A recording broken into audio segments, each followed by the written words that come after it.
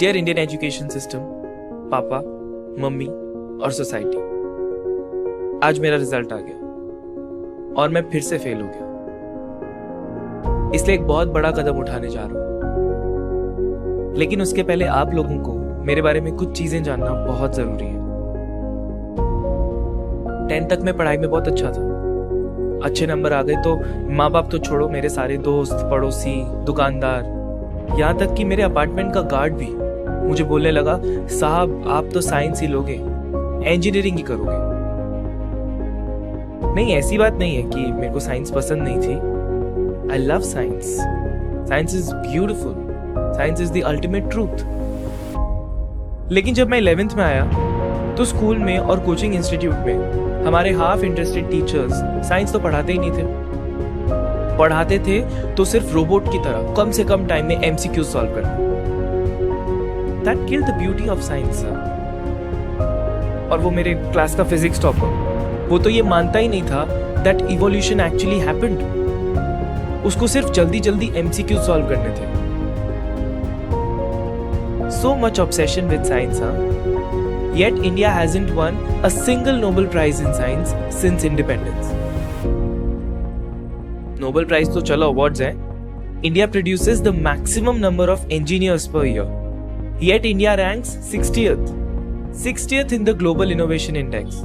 That means no major innovation has happened since independence. सिर्फ Aryabhatta invented zero, यही करते रहते हैं।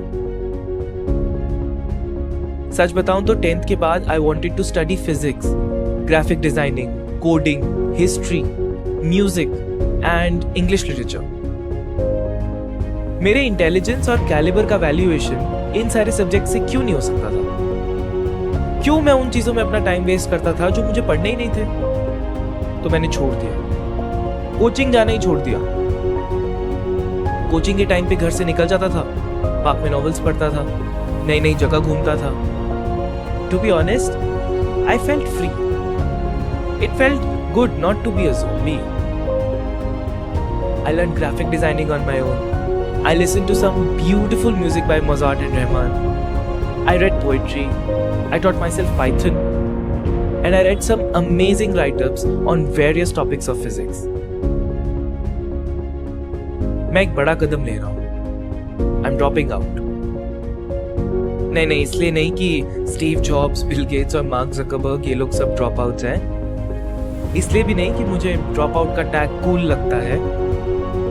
और फेल होने की फ्रस्ट्रेशन तो बिल्कुल भी नहीं है. Dear Indian education system, I am dropping out simply because you do not make any sense. अब तुम यही पूछोगे कि तुम्हें जॉब कौन देगा, तुम्हारा पेट कैसे भरेगा?